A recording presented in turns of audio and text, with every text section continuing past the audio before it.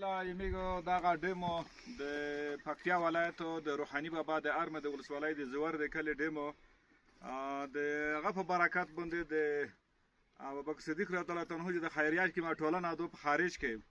شتمن افغانانو د هغه په برکت باندې میګ دا ډیم سره تا ورسوه خیری هغه ته خو وسو دغه خیري نورونه نه میګ دا غوښتنه کو او دا درخواست ورته کوي چې د باقي د ډیم په سوتنه کې دوی همکاري رسوا وکړو د ډیم په بچکولو کې همکاري رسوا وکړو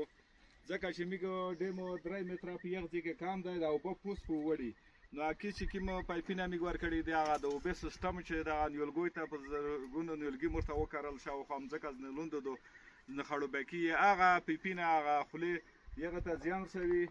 د وجنه میګ د دوی نه د همکاري کو غوښتنه ځکه چې په دا 3 متره باقي چې کوم پوت دا په دا کې سریام لګي یو طرف ته یو کاډایم لګي په دې کې همکاري رسو کوچ دا او به یغ زیته چې کوم ځکه پرچاو کړي دی او به یغ زیته سیخ شي او به یغ ځکه د وړاول نه باد شي نه د پرچاو زوی ملګو دا ساغه ونده دا کم سره دا میګ دا غوړي چې د دوی د همکاري په وجه سره هغه دوی ملګ پراخه کوي ازود یو کی او دا یو ډېر مرسته رسو وکړي میګ ډېر د منندو یو او ډېر ښه ګړای منو ډېر ورته هغه یو میګ د واغانو ورته کو دا کال حال کې اقتصاد بيخي ضعیف ده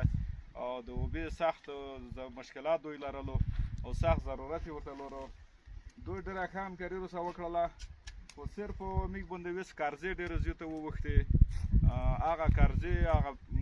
پر وړي هغه قرضې مرنه غوړي او دغه د سلطان امرنه غوړي چې دا 3 متره جګ شي دغه بیا جګ نشي بیا نه سوتل کی واغه دی لورته ازود نه کوي بیا هم دا ډیم ته نقصان رسي دغه وجنه میګ د دوی نه غوښتنه کوي او بل دغه ډیم نه د کیمه فوزلاین زیته وبدي چې کیږي چې ولته دی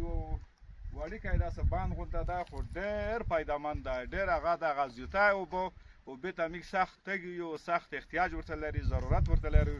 میګ دا غوړي شاو بر نسیم دومره سخت میګ ته نقصان ده لکه یو خکې به تي شای چې د لوسر نه وځي نو په سم مسره باندې هغه دوی جوړي دا او بری سوري کې دوی نه دا غوښتنه کوي چې پاک همکاري رسو وکړو اگر کډیر همکاري رسو وکړي سخت منندوی زده دا کلیوال اقتصاد ډېر ضعیف ده په ډېر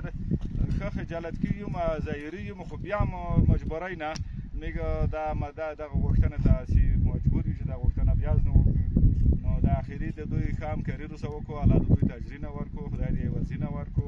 او دا بهر کې چې دوی وختي دي د سفرینه دي د خدای غوڼ به خاطر کو لکه میګ ته چې د کیمه خیرینه ورسره د میخ نر واس نشته یو دواګونه د سپینګری